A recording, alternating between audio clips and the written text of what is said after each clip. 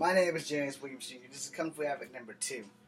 So, this is part 4 of the truth, and hopefully this will be the final part of this. It is 4:52 in the afternoon, and I'm supposed to be binge watching, but I'm video blogging instead. So, if you watched the other video, not the one I just deleted, but if you watched the other video, I've given you probably an overkill of the truth and how come things have just been like a big foobar of cluster fuckness. Opportunities only come a dime a dozen. You rarely get the good ones, but you have to jump on every one that you can take, regardless of the prospect. As I've said in many of my videos before, I've only been able to act in my own stuff, and the 2 times that I have been offered roles to take, productions have been shut down, due to no fault of mine, also due to the fact that I never learned this until it's too late. Like I said, I was supposed to be a Kung Fu master in someone else's film, and it was only a cameo, and I was supposed to do 619. And another film was basically just like a walkthrough, and that never happened. I have done some videos for politicians. My current employer had set that up before I ever worked there because I wanted to be in a commercial. I would greatly do commercials for things like Pringles or Doritos, things I like to personally eat. I don't drink any soft drinks, but I will do a Pepsi commercial. I don't drink Pepsi. I do drink 7-Up, but I don't drink it like talking about it because those things gave me kidney stones, and I'm probably not the good spokesperson, especially with that intel that I just gave. But, I don't have a problem doing commercials for PlayStation. If they're willing to give me a job, I'm willing to take it. Or if I may quote Danny DeVito in The Renaissance Man, if you give me a check, I'll be willing to cash it. So, there are a lot of things that we need to get out there in the open, and like I said, when it comes down to opportunities, you have to kind of take the bull by the horns because only 2 things can happen: something good or something bad. And if you're really blessed, something great can happen, or something great that can turn into something really bad. So you can't not give up on anything, but you have to take the good with the bad. And unfortunately, throughout my life, most of it has been just bad. It's just been like I was born under the Virgo sign, and I was born on the sign of the ox for the Chinese New Year. So the more you think about it, it's kind of one of those touch and go moments. So I will say this, because I've had such awful, rotten luck in life, I'm still breathing. I'm not doing what I want to do with my life. I can't use Kung Fu because the doctors insist that I do not. I cannot run, skip, jump, climb ladders, or do heavy lifting. So having a real job is becoming a problem because I prefer to only do stock jobs, which may require heavy lifting. And the reason I would prefer to do heavy lifting stock jobs is because I'm not that big of a people person, and I don't think that the customer is always right. And sometimes, just sometimes, when a customer gets a raw hair up their ass and decide they want to treat you like dog shit, it's because they can. It's not because it's something that you've done, it's just because they can. And most policies in most restaurants and buildings and everything, the customer's always right, and they will fire your ass on the spot in front of some people because some people want to get people fired just for the fuck of it. Okay? And for those who don't go to restaurants and eat, and for those who do, if you're going to eat at a restaurant, try to tip your waiter. Even if you don't have but like $2, tip their asses, man, because they work hard. And your waitresses, they work hard. They put up with a lot of shit, and they're on their feet more than you are. Of course, unless you're one of those people who work outside all day, like a construction worker or some shit like that. But most of the time, they work exceptionally hard, and it's not a well-respected business. But we also know that they get fired over little shit. And here in Virginia, it's a right-to-work state, so they can fire you for anything. Maybe you passed gas in front of a customer and it slipped. Shit happens. You've ruined their meal, and you've ruined your chance of keeping your job. So if you have gas, it's probably a good idea to try to let all that shit out before you get to work. And gas doesn't have a destination. It just seeps up on you when you have it. And if you don't know that, well, then fart in some wrong places. Get in an elevator full of people and just let one rip it. See how many people like you after that. No one. But anyway, no, that has not happened to me, and no, I have not done that because I'm scared if I do that, that'll be the day that I actually shit on myself in public. So we don't want that, because that would be awful. But in truth, opportunities only come Rarely. And to me, they are almost non-existent, especially when I go to these casting calls. I go to these casting calls, and most of these casting calls were held like by people like John Casablanca, Disney, and stuff like that. And 9 times out of 10, I am nowhere in the remote reaches of what they're looking for. You know, yeah, you don't like the guy that can be a lead or anything. I'm not trying to be the lead. I'm just trying to be working.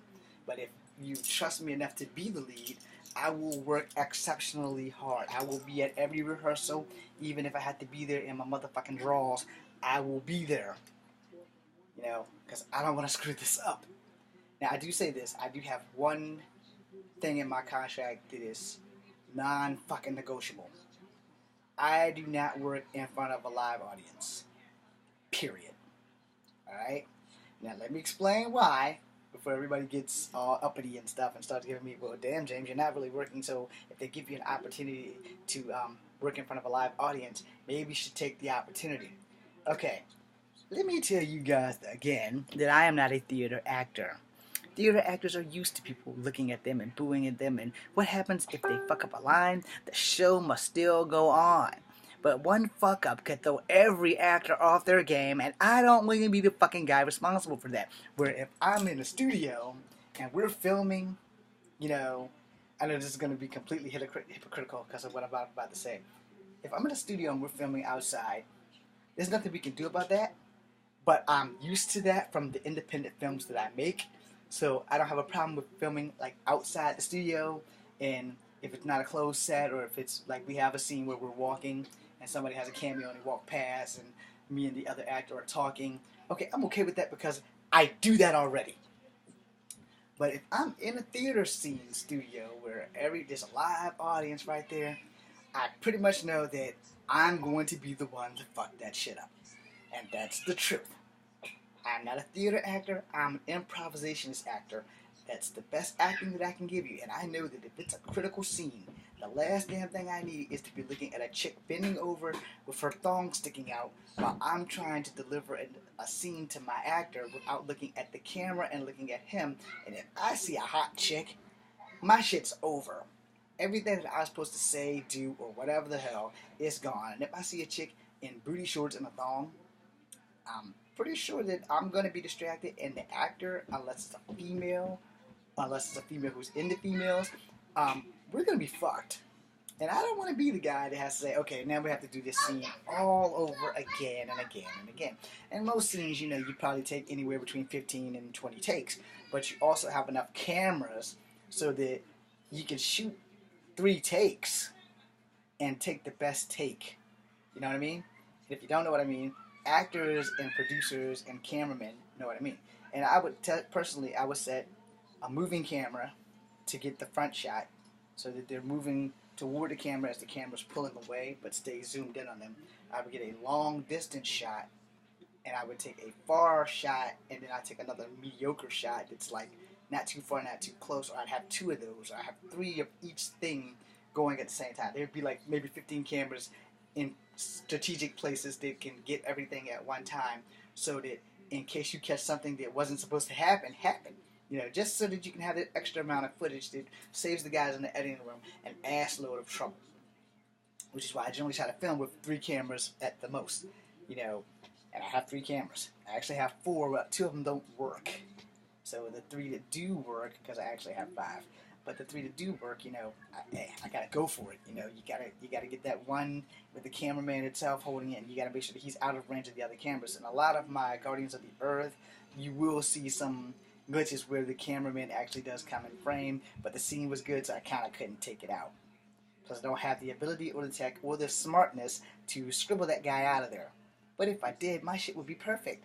But I'm not perfect because I'm not Jesus fucking Christ. Anyway, as we move on with the truth, the thing is, alright, like I said, that's one of the non-negotiable things, no matter what. That's not an option for me for any TV show. If it's filmed in front of a studio audience, I'm probably not going to take the role. I have to tell you, because I don't want to be the guy that fucks that shit up. And I know that I would be the guy that fucks that shit up. And the audience is going to get tired of seeing me fuck up. And eventually they're going to start bringing things to throw at me, and I don't want to put my life in danger or the life of my fellow castmates because I'm a first-class fuck-up. Alright? But the second thing that is completely non-negotiable is my hair. And the third thing is completely non-negotiable is that I don't do any gay love scenes. No offense to you guys in the alternative lifestyle community, I don't do any gay love scenes. Alright? Now the thing that is negotiable, I will do a love scene with a chick after we have a long conversation, and if I have to be nude, I only want maybe 2 or 3 cameramen there, and also I have no DC. And for those who do not know what DC means, I'm not talking about the damn District of Columbia, and for those Deadpool fans, I'm not talking about going right up Main Street, but DC as in dick control. Whenever I see a pair of boobs, I'm pretty sure that I'm going to probably have an erection. And so we'll have to have a discussion with the actress in that, because I want her to be comfortable. And I don't want to be, fucked up and, trying not to do my damn job. But there's a line of comfortability that I have to discuss, and I have to discuss it with the actor and the actress and the director, because I'm like, if it's a kiss scene and she's okay with it, I'm okay with it, because it's just a kiss. But if it's a love scene, it's required that I am fully nude, I don't really have a problem with that.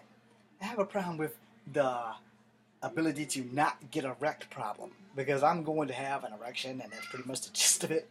So me and the young actress that we'll be making the scene with will have to have a nice long talk. Alright? And if she's comfortable with that, and there's some ice packs and stuff, then we're good. Yeah, hey, acting puts you in positions that you wouldn't normally find yourself in, and that's what makes the show go round. So as far as nudity and everything, oh yeah, I forgot that long scar that you've seen in the other videos, we're probably going to have to get some really good makeup to cover that shit the fuck up. Or add it into the story. I guess it depends on how you look at it. I mean, if you're going to add it into the story, no makeup required. Just shave all the hair off my ass and we're good to go. But, when it comes down to acting, you have to understand the one simple truth. It is a cutthroat business. It is harder to get into acting than it is to get out. Alright? And in the truth of the matter is, every casting call that I have gone to, only one guy, and that was the guy at the Omni, who gave me almost perfect intel on what I needed to do. The problem is, he insisted that I go into theater and plays. Well, here's the thing about that. Theater and plays want actors that can actually be professional, remember lines, show up on time, and do the damn thing. And most of the time, you don't get paid until after the show has made the money that it needs to make. Well, bills don't stop. Alright? Bills do not stop. You have to always pay your bills. So no matter what I do, I have to be able to have time to actually work a job unless they're going to pay my bills. And most times in little communities like this, if you're not part of a theater group, your ass needs to be working. And in Charlottesville, I don't think they have a theater group. They have Live Arts, but Live Arts hasn't been watching my videos, and Live Arts isn't knocking down my damn door, and Live Arts don't put on kung fu shows. Which pretty much puts me in a fucking bind because they don't put on kung fu shows. What can I do? I can go in there and tell them how miserable my fucking life is, and maybe they'll fucking enjoy it, and maybe they'll get a couple of fucking laughs, but outside of that, I should not quit my day job until I'm sure that this is guaranteed, that it's going to be suitable, and that I'm going to be paid, and that I'm going to work out like this for the rest of my freaking life. Now, most of the time, there are no guarantees in life except for taxes and death. So you got those two things to look forward to.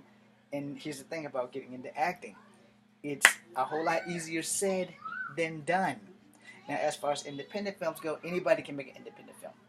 If you have the right equipment, there's nothing that can stop you from making an independent film. The problem is getting it out there for people to see. Henceforth, that's why I have a YouTube channel. And that's why I'm grateful to only have the 21 followers that I have. I thank you guys very much. Now, I'm not going to make any more of these truth videos right now. I'm not going to say there's not more to come, but I'm going to relieve you guys of hearing this as I go into making my next video. So, without further ado, let me first thank my 21 followers. You guys mean everything to me. Thank you for at least listening to my crazy half-breed ass rant about things that probably don't really concern you, but it affects me directly, so therefore I have to vent and release my anger and emotions and stuff like that and tell you why my life is such a pain in the ass. So this has been like maybe 15 and a half minutes of your life that you can't get back, from the actor, the producer, the independent filmmaker. Did you have no idea who the hell you're watching? But if you spread all my videos around, that would be great. Thank you guys very much. I'm James William Shingers. Come for having number 2. Be seeing you.